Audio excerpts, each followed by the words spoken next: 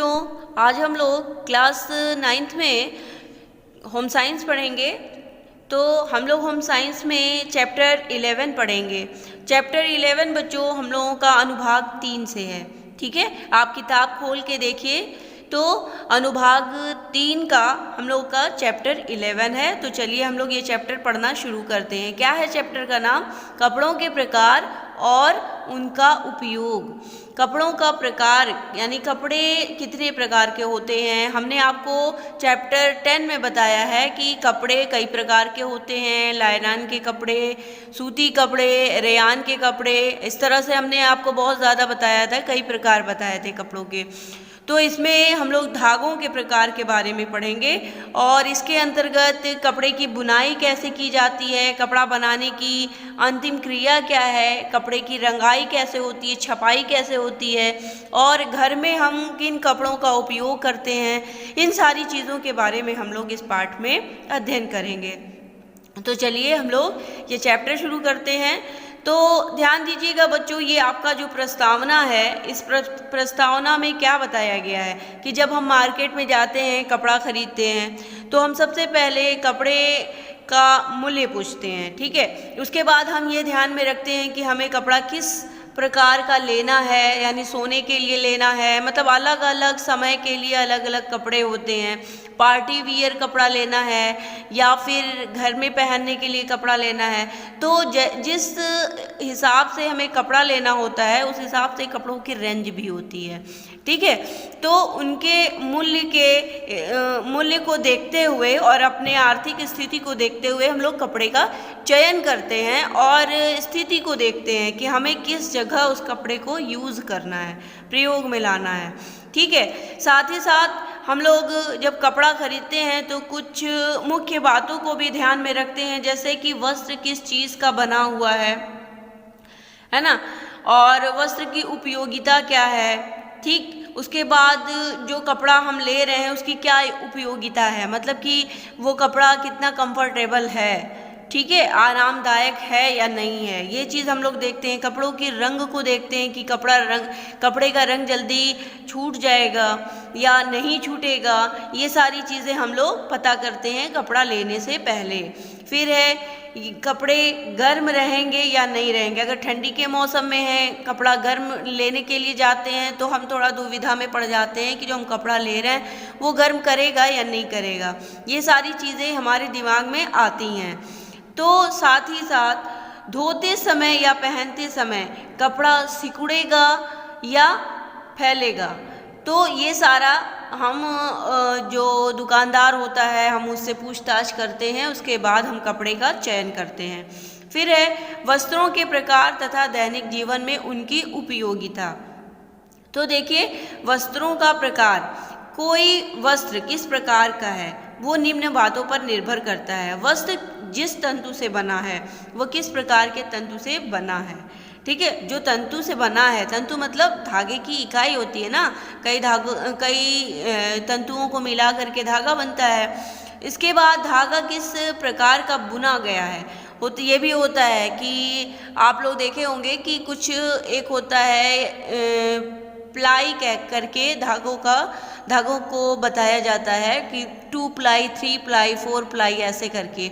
2 ply का धागा आप लोग ज़्यादातर सुने होंगे जब हम लोग कोई कढ़ाई वगैरह करते हैं। ठीक है, तो इस तरह से हम लोग अलग अलग धागे का उपयोग भी करते हैं। तो जो धागा जितना ज़्यादा मिला होता है, ठीक है, जैसे धागों का लेयर जो बना होता है उससे हम इसका नाम रखते हैं 2 प्लाई, 3 प्लाई करके। ठीक है, तो धागों का हम चयन करते हैं, यानी कि जो डोरा है उसमें आप लोग देखिएगा, ध्यान भी दीजिएगा, कभी एक धागा होता है रील, ठीक है, जिससे कपड़े सिले जाते हैं। तो वो उसमें भी कई तरह के तंतु मिले होते हैं, कई प्रकार के तंतु मिले होते हैं। आप उस रील वाले धागों को भी कभी आप देखिएगा तो उसमें भी कई प्रकार के धागे मिले होते हैं। ठीक है, फिर इसके बाद हम लोग रंगाई पर ध्यान देते हैं, कपड़ों की रंगाई पर कि उसकी रंगाई कैसी है, उसकी छपाई है, जो प्रिंट देखते हैं हम लोग कि जो प्रिंट है वो अच्छा लग रहा है या नहीं। इन सारी चीज़ों का हम ध्यान रखते हैं और उसके बाद कपड़े का चयन करते हैं। फिर ये भी थोड़ा सा ध्यान दिया जाता है कि कपड़ा मजबूत है या टिकाऊ है या नहीं, ठीक है ना। तो धागे के प्रकार, देखिए धागा कितने प्रकार का होता है। तो मुख्यतः अगर हम धागों की बात करें तो धागा मुख्यतः 3 प्रकार का होता है। एक साधारण धागे, दूसरा जटिल धागे और तीसरा मिश्रित धागे। साधारण धागा क्या होता है कि ये कते हुए एक से अधिक सूतों को मिला करके तैयार किया जाता है, ठीक है। इसमें ये साधारण धागा होता है, जो सिंपल धागा जिससे सिलाई की जाती है, ठीक है, जिसमें सूतों से मिलकर धागा बनता है। तो जितने सूतों से मिलकर के धागा बनता, हमने अभी आपको बताया है ऊपर कि जितने सूतों से मिलकर के धागा बनता है वो उतने ही प्लाई का धागा कहलाता है, ठीक है। 2 प्लाई 3 प्लाई जो भी है, हैं। इसमें मार्किन है, तो ये एक साधारण वस्त्र बनाए जाते हैं इससे, ठीक है। साधारण धागे से साधारण वस्त्र तैयार किए जाते हैं। दूसरा है जटिल धागे। तो जटिल धागे जो होते हैं वो उससे भी विभिन्न प्रकार के कपड़े तैयार किए जाते हैं, जैसे शनील है, ठीक है, कपड़े का नाम। फिर है विभिन्न धागे। अब मिश्रित धागे, मिश्रित धागे में क्या होता है, नाम से ही आप समझ सकते हैं कि 2 या 2 से अधिक, 2, 3 या उससे अधिक प्रकार के तंतुओं को मिलाकर तैयार किया जाता है। जब धागों के निर्माण में विभिन्न प्रकार के तंतु मिलाए जाते हैं तो कपड़े की गुणवत्ता जो होती है वो बढ़ जाती है, यानी उसकी सुंदरता बढ़ जाती है, कपड़ा दिखने में सुंदर लगने लगता है। आगे हम लोग देखेंगे कपड़े की बुनाई।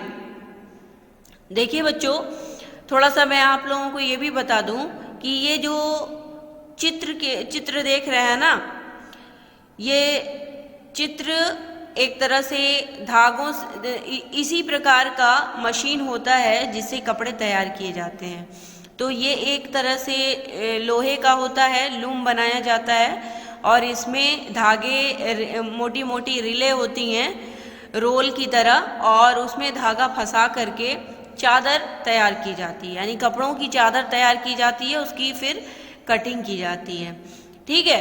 तो इस तरह से लंबे लंबे आप लोग देखे होंगे कि थान में आता है ना कपड़ा, जब थान का कपड़ा जो आता है वो काफ़ी लंबा लंबा होता है, तो लोग उसको अपने अनुसार नाप ले करके उसकी कटिंग करके लेते हैं।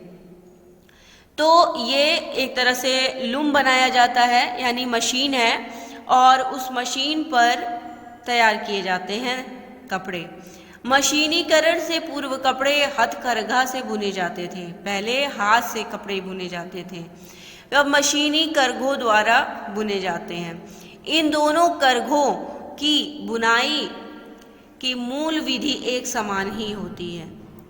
पहले धागे को लंबाई के बल क्या किया जाता है, पास पास समान रूप से व्यवस्थित किया जाता है। ये सारी चीज़ें मशीन के द्वारा ही होती हैं, ठीक है। लंबवत, इसे ताना कहते हैं, यानी क्या किया जाता है, कपड़े का जो तंतु होता है, जो धागे होते हैं, उसको ताना जाता है, ठीक है। तान तान के एक दूसरे के पास पास करके उसको मिलाया जाता है। दूसरी बार एक धागे में ऊपर नीचे चटाई की तरह क्या होता है, बुना जाता है। एक चटाई नुमा ये तैयार हो जाता है, ठीक है। और जब चटाई नुमा तैयार हो जाता है तो उसको क्या कहते हैं, बाना। क्या कहते हैं, बाना। लगभग सभी कपड़ों में ताना एक सा ही होता है, परंतु बाने की बुनावट से उसमें अंतर आ जाता है। इस प्रकार बुनाई के आधार पर कपड़े कई प्रकार के होते हैं, ठीक है। एक हो गया ताना, जो तानते हैं, लंबवत, और एक हो गया बाना, जो ऊंचाई और नीचाई देखते हैं ना, ऊंचे नीचे चटाई की भांति जब आ जाता है। यानी देखिए, एक होता है सीधा, आप इस तरह से समझ सकते हैं कि एक होती है लंबाई में कपड़े होते हैं, ठीक है। लंबाई में जो भी धागे तैयार किए जाते हैं वो लंबाई में होते हैं, बराबर समान दूरी पर, और दूसरे चौड़ाई में। तो लंबाई और चौड़ाई में जब धागों को रखा जाता है तो एक चटाई नुमा बन जाता है। तो जब लंबाई में होता है तो ताना कहलाता है, जब चौड़ाई में होता है तो बाना कहलाता है, उसको कहा जाता है। फिर इस आधार पर कपड़ों को कपड़े जो हैं वो कई प्रकार के होते हैं। साधारण बुनाई के कपड़े, सैटिन की बुनाई के और टविल की बुनाई के कपड़े। दुसुत्ती बुनाई, आपने नाम सुना भी होगा दुसुत्ती कपड़ों का। फैंसी बुनाई, ठीक है। इस तरह से विभिन्न प्रकार की बुनाइयाँ होती हैं। साधारण बुनाई के कपड़े क्या होते हैं? ताने बाने में एक सा ही धागा प्रयोग किया जाता है। तो जो मतलब धागा हम लंबवत लेते हैं वही धागा हम लोग चौड़ाई में भी लेते हैं। प्रत्येक बाना प्रत्येक ताने के धागे में एक बार ऊपर नीचे करते हुए बुना जाता है। ये हो गई सादी बुनाई। अब सादी बुनाई की डिज़ाइन भी देख लीजिए आप चित्र के माध्यम से। इसमें कौन कौन से कपड़े आते हैं? तो हो गया मार्किन है, मलमल है, आरगंडी है, ये सारे कपड़े बुने जाते हैं जो दोनों ओर एक समान होते हैं। अच्छा, इनसे धोतियाँ, चद्दर, गिलाफ, मेजपोश, पैजामा, पेटीकोट, ये सारी चीज़ें बनाई जाती हैं। क्लियर हो गया इतना कि साधारण जो कपड़ा होता है यानी जो हमारी साधारण बुनाई होती है उससे क्या क्या चीज़ें, साधारण चीज़ें, सिंपल सीधे चीज़ें बनती हैं जो एक ही कलर में होती हैं।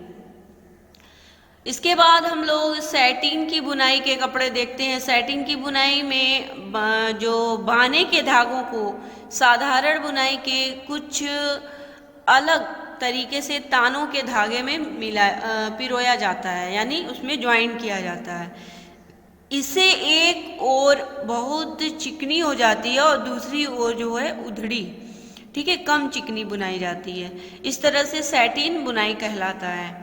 इधर आप डिज़ाइन भी देख सकते हैं। इसके बाद हम लोग ट्विल की बुनाई वाले कपड़े पढ़ते हैं कि ऐसे कपड़ों में बाने के धागों को बारी बारी ताने के ऊपर नीचे इस प्रकार डाला जाता है कि कपड़े में तिरछी धारियाँ बन जाए, ठीक है, बन जाती हैं। तो सर्ज कपड़ा ऐसे ही बुना जाता है। जो सर्ज कपड़े होते हैं वो इस प्रकार के बुने जाते हैं। फिर है बास्केट बुनाई, ठीक है, बास्केट जैसे डिज़ाइन आ जाती है उसमें।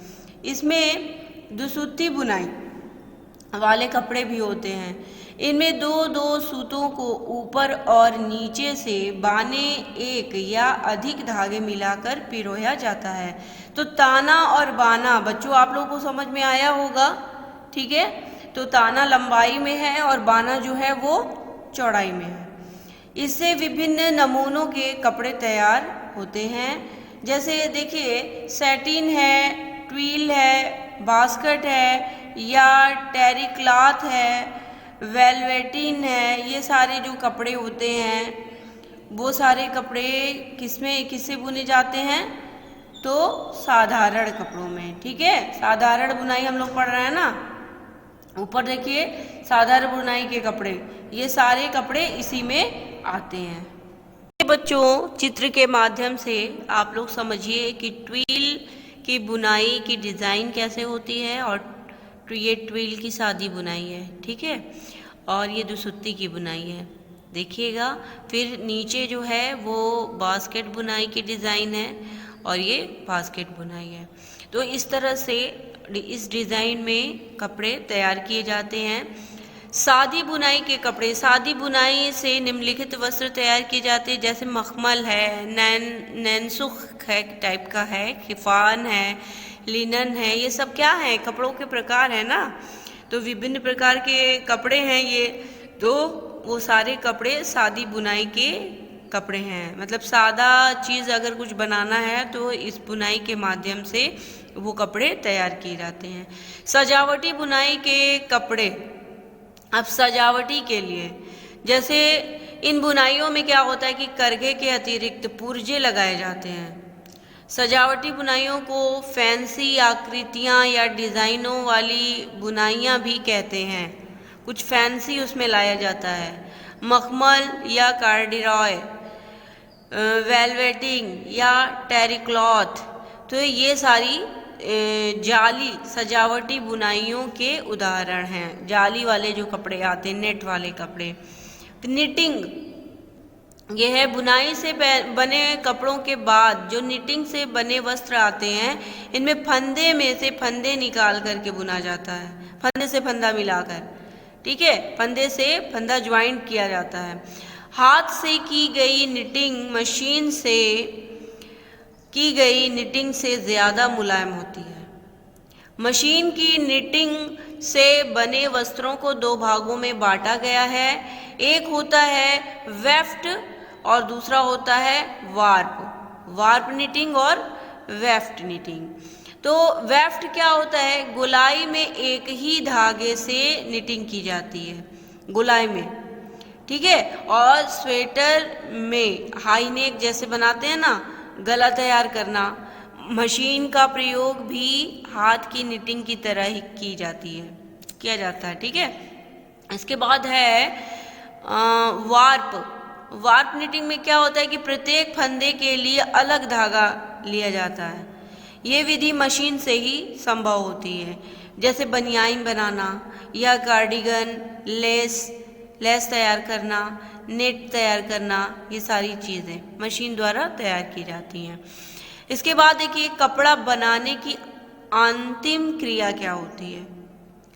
अंतिम क्रिया क्या है कि जब कपड़ा बुन लिया जाता है तब उसमें कई प्रकार की रासायनिक क्रियाओं द्वारा कुछ गुण पैदा किए जाते हैं, जैसे उसमें छपाई, रंगाई, पुताई होता है ना, तरह तरह का डिज़ाइन दिया जाता है उसमें। तो क्या होता है, जब उसमें गुण पैदा किए जाते हैं जिससे वे भारी भी हो जाते हैं और सिकुड़ते नहीं हैं, इनसे कपड़ा कड़ा और चमकदार हो जाता है। साथ ही कपड़ों को कड़े नहीं मतलब कि साथ ही वस्त्रों को यानी कपड़ों को कीड़े नहीं खा पाते हैं, ठीक है, और पानी भी कम सोखता है। ये सारी चीज़ें हैं, यानी कि उस वस्त्र की गुणवत्ता बढ़ा दी गई, उसके क्वालिटी बढ़ा दी गई। निम्नलिखित प्रकार के वस्त्र अंतिम क्रिया के आधार पर मुख्य हैं। कौन कौन से? सन फ्राइज्ड, ठीक है, और दूसरा है मर्सराइज्ड। दो चीज़ है। तो सनफ्राइज्ड के वस्त्र जो होते हैं, जो कपड़े होते हैं, वो भाप द्वारा इस प्रकार तैयार किए जाते हैं कि भाप के माध्यम से वो फैलाए जाते हैं, ठीक है, यानी भाप द्वारा इस प्रकार फैलाए और ताने जाते हैं कि वस्त्र जो है वो हमेशा के लिए सिकुड़ता नहीं है। और ये वस्त्र जो है वो सूती वस्त्रों में प्रयोग किए जाते हैं। ये यानी सूती कपड़े पर ही ऐसा किया जाता है। जो भाप द्वारा जो कपड़े को सिकोड़ा जाता है ना, कुछ कपड़े आप लोगों को मार्केट में जाइए तो कुछ कपड़े आप लोगों को सिकुड़े हुए मिलते हैं, जैसे दुपट्टा वगैरह, तो वो क्या है, वो भाप के माध्यम से ही उसको सिकोड़ा जाता है, जो हमेशा के लिए सिकुड़ा रहता है। तो इस प्रकार के जो कपड़े होते हैं वो सनफ्राइज्ड होते हैं। फिर उसके बाद है कि मर्सलाइज्ड में क्या है, हमने बताया कि मर्सलाइज्ड सूती वस्त्र कास्टिक पोटाश के घोल में धोए या सुखाए जा सकते हैं। जो मर्सराइज्ड जो कपड़े होते हैं वो सूती वस्त्र कास्टिक पोटाश, ठीक है, कास्टिक पोटाश के घोल में धोए या सुखाए जा सकते हैं। और इस प्रकार के जो वस्त्र होते हैं वो बहुत ही ज़्यादा चमकदार और मजबूत होते हैं। इसका जो रंग होता है वो सरलता से चढ़ जाता है। इसके बाद हम लोग आर्गेंडी के बारे में पढ़ेंगे, जिसको हम लोग कहते हैं बेलामनाइज्ड तो है इसका नाम, लेकिन हम लोग आर्गेंडी के नाम से जानते हैं, है ना, आर्गेंडी का कपड़ा। तो ऐसे वस्त्रों की ये विशेषता है कि अंत तक नवीनता ग्रहण किए रहते हैं, यानी वो आखिरी तक वो क्या, उनके अंदर चमक रहती है, जिसकी वजह से वो बिल्कुल नए लगते हैं कपड़े। और ऐसे वस्त्र कुरकुरे रहते हैं, है ना, जो कपड़ों में थोड़ा सा कुरकुरापन होता है। इनमें माड़ लगाने की आवश्यकता नहीं होती है, वो टाइट रहते हैं आर्गेंडी के कपड़े। क्रीज रेसिस्टेंट वाले जो कपड़े आते हैं वो वस्त्रों की अंतिम क्रिया में ऐसी क्रिया का प्रयोग किया जाता है उसमें जिससे कि कपड़ा मुड़ने पर सिलवटें नहीं पड़ती है, उसमें सिकुड़न नहीं आती है, इधर उधर वो नहीं होता है, मुड़ता चिमुड़ता नहीं है कपड़ा। ये क्रिया कृत्रिम और अकृत्रिम तंतुओं के कपड़ों पर की जाती है, जैसे लिनन का कपड़ा और रेयान का कपड़ा। इन कपड़ों में आपको ये क्वालिटी देखने को मिलेगी जो क्रीज क्या है वो, यानी जो उसकी शाइनिंग बनी रहती है और उसमें सिलवटें नहीं पड़ती हैं, ठीक है। इसके बाद है श्रिंक प्रूफ। ये कपड़े वे हैं जो धोने पर नहीं सिकुड़ते और उनको कुछ रेयान की रीलों से और कुछ रासायनिक पदार्थों के प्रयोग से सिकुड़न मुक्त बनाया जाता है। इसके बाद है राइज्ड। सूती कपड़े थोड़ी भारी हो जाए इसलिए माड़ का प्रयोग किया जाता है, इससे वस्त्र में चमक आ जाती है, लेकिन कपड़े के 2-4 बार धुलते ही माड़ निकल जाता है और कपड़ा क्या हो जाता है बच्चों, मुलायम हो जाता है ना। इसके बाद हम लोग ब्लीच्ड के बारे में पढ़ेंगे। सूती कपड़े और लिनन में सफ़ेदी लाने के लिए इनको एक विशेष प्रकार की क्रिया द्वारा धोया जाता है, इससे वस्त्र में सफ़ेदी आ जाती है, वस्त्र कमज़ोर हो जाता है। सफ़ेदी तो आती है लेकिन उसमें क्या होता है, कमज़ोरी आ जाती है क्योंकि कपड़ों में कमज़ोरी आने का मतलब क्या हुआ कि कपड़े जो हैं वो अब फटने के कगार पर आ जाते हैं। इस प्रकार उसके बाद हम लोग पढ़ेंगे कि कैलेंडर्ड वाले कपड़े जो सूती वस्त्रों में चमक और कड़ापन लाने के लिए उनको 2 गोल चक्कों के बीच में दबाकर गुजारा जाता है, ठीक है, इस तरह से बनाए जाते हैं वो। रंगा हुआ, उसके बाद कुछ वस्त्र बुनने के बाद रंगे जाते हैं, कुछ बनाने से पूर्व रंगे जाते हैं। छपा हुआ, ठीक है, उसमें नमूने अलग अलग ठप्पे लगाए जाते हैं, छापे जाते हैं, उसमें भी मजबूती होती है लेकिन कपड़े की शोभा बढ़ जाती है, मजबूती भी होती है और कपड़े की शोभा भी बढ़ जाती है। फिर है एम्ब्रॉस्ड का कपड़ा, आप लोग नाम सुने होंगे, है ना। कपड़ों को 2 रोलरों को 2 नलियों के मध्य में गुजरने से उन पर नमूना या डिज़ाइन उभर जाता है। क्या होता है, एम्ब्रोस्ड के कपड़े क्या होते हैं कि 2 रोलरों और 2 नालियों, ठीक है, नलियों के मध्य में गुजारने से उन पर नमूना या डिज़ाइन उभर जाता है। फिर है नेप्ड। इसमें वस्त्र को इस प्रकार घुमाया जाता है कि कपड़ा फुला और मुलायम हो जाता है, यानी फुला भी रहता है और मुलायम भी रहता है। तो सभी बातों को ध्यान में रखते हुए गृहिणी को आवश्यकता अनुसार क्या है, उत्तम वस्त्र का चुनाव करना चाहिए और अपनी आर्थिक क्षमता के अनुसार ही मजबूत कपड़ा खरीदना चाहिए। वस्त्र हमेशा विश्वसनीय दुकान से ही खरीदना चाहिए। ध्यान दीजिएगा, 1-2 दुकान पर पूछताछ भी कर लेनी चाहिए। महंगा कपड़ा खरीदने से पहले कपड़े की मजबूती, उसका रूप रंग और सिकुड़ने के संबंध में विश्वास न हो जाए जब तक कपड़ा संतोषजनक न लगे आपको तब तक ना खरीदिए, ठीक है। वस्त्रों की रंगाई और छपाई, तो देखिए फिर जब कपड़ा तैयार हो जाता है बन करके तो उसकी रंगाई भी होती है, उसकी छपाई भी होती है, उस पर अलग अलग तरह तरह के डिज़ाइन बनाए जाते हैं और कुछ की रंगाई तो पहले ही हो जाती है बनने से पहले। तो जो अब रंगाई में देखा जाए तो प्राथमिक रंग 3 हैं। प्राथमिक रंग कितने हैं? 3। कौन कौन से? लाल, पीला और नीला।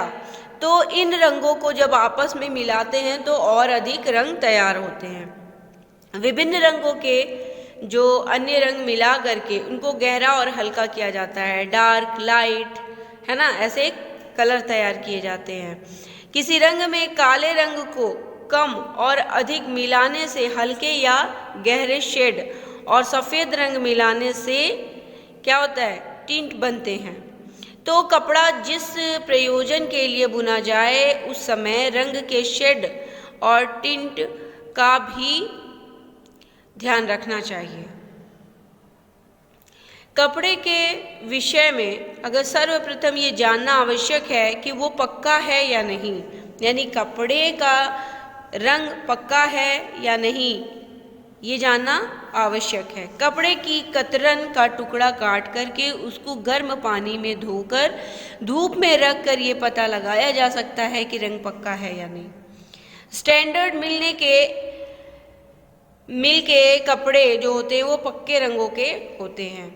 अगर महंगा कपड़ा लेना है तो आपको अच्छा कपड़ा मिलेगा, ठीक है, यानी उसका कलर फेड नहीं होगा।